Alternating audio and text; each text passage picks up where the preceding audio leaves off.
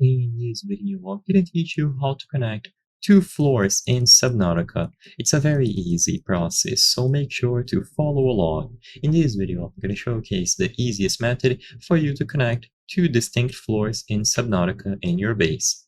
This will be primarily done through a vertical connection with a ladder that is going to go in between those floors.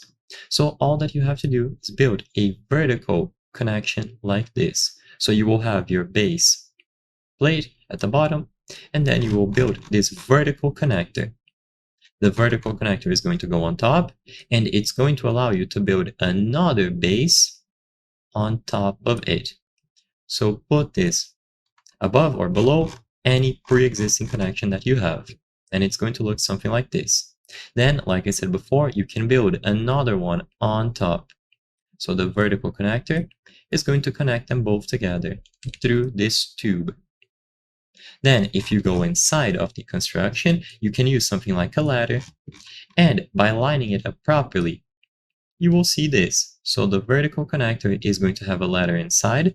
You built the initial ladder on the first base floor, and then this gives you access to the upper one. So all that you need is to connect them together using this vertical connector.